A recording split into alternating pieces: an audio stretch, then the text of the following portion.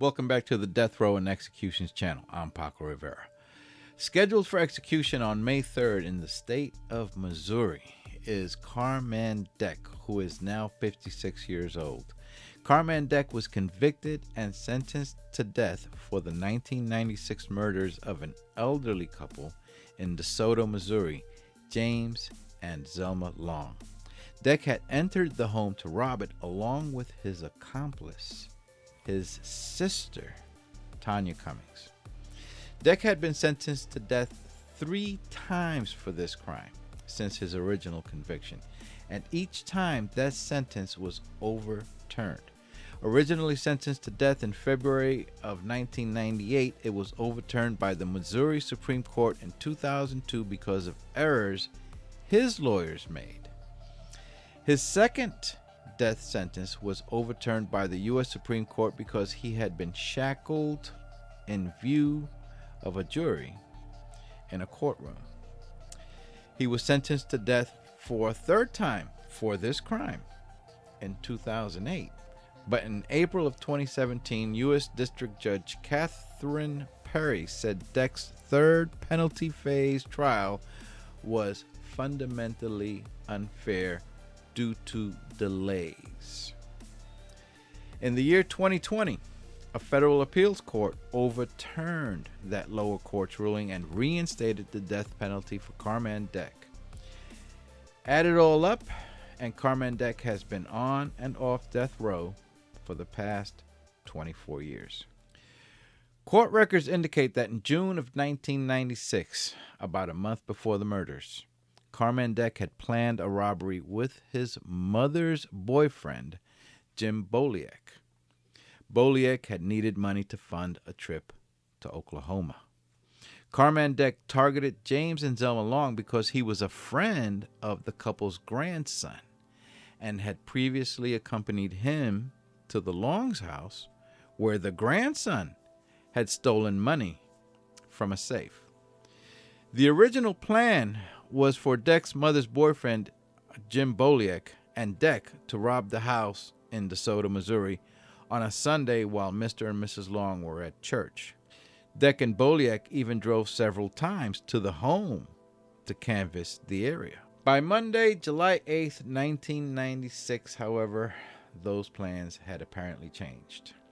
Boliek told Deck that he and Deck's mother needed to leave to Oklahoma by Friday and needed money. According to some reports, Boliek handed Deck a .22 caliber pistol. That Monday night, Deck and his sister, Tonia Cummings, drove in her car to DeSoto, parked on a back road, and waited for nightfall. At about 9 o'clock that evening, Deck and Tonia Cummings pulled into the driveway of James and Zelma Long. They knocked on the door, and Mrs. Long answered it. The brother and sister asked for directions to a nearby lake called Laguna Palma. Mrs. Long invited them into the house.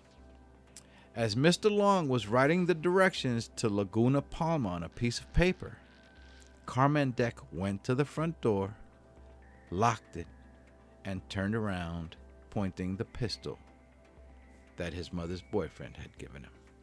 He ordered the elderly couple to go to the bedroom and lie face down on the bed, and they complied. Deck later went to them and said he wanted someone to open the safe. Mrs. Long opened the safe. She handed Deck jewelry and told Deck that she had $200 in her purse in the kitchen and retrieved that for him as well. Mr. Long told Deck that there was more money in a canister on top of the television, and Deck took the canister. Hoping to avoid any harm to his wife or himself, Mr. Long even offered to write Carman Deck a check. For about 10 minutes, while the Longs begged for their lives, Deck stood at the foot of the bed trying to decide what to do.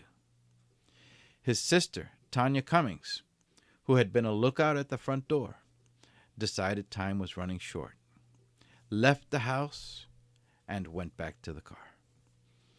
Carmen Deck then put the gun to Mr. Long's head and shot twice.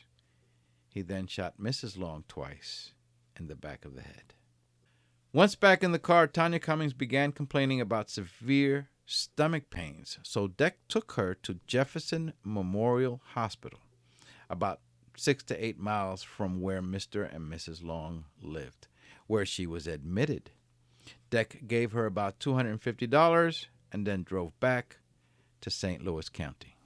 How exactly Carmen Deck was captured is not clear, but it appears that at least one police informant had provided a tip to police with a rather vague tip earlier that day, that police should be watching for Carman Deck and his sister Tonia Cummings driving a 2-door gold-colored car, saying something to the effect that they are up to no good today, and they should be considered armed and dangerous.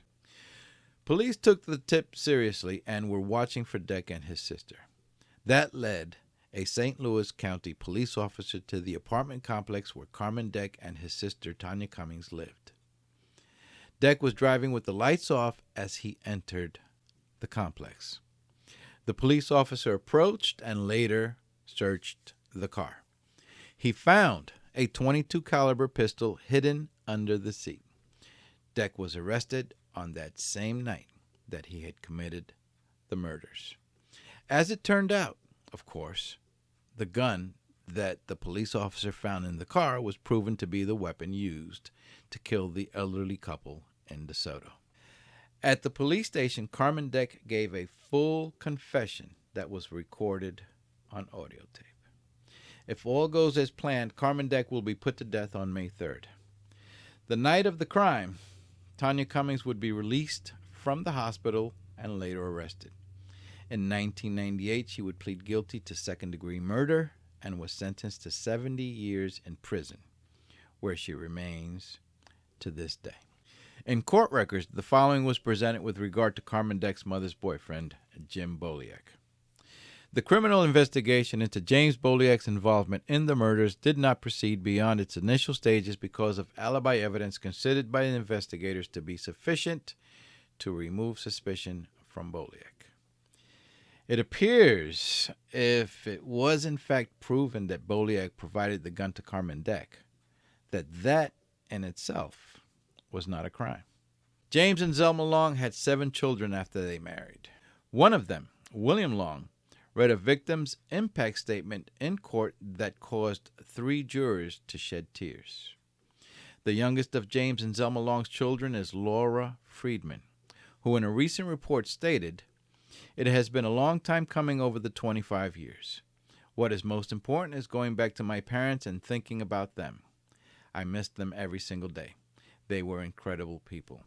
Their lives were taken way too soon, and it shouldn't have happened. I have had to put my faith in God and the judicial system and hope the outcome would be the right outcome and justice would be served the way it should be. I believe that has happened now." If you would like to see more of these death row stories, go ahead and subscribe so that you are alerted when the next one comes out. I'm Paco Rivera. Bye for now.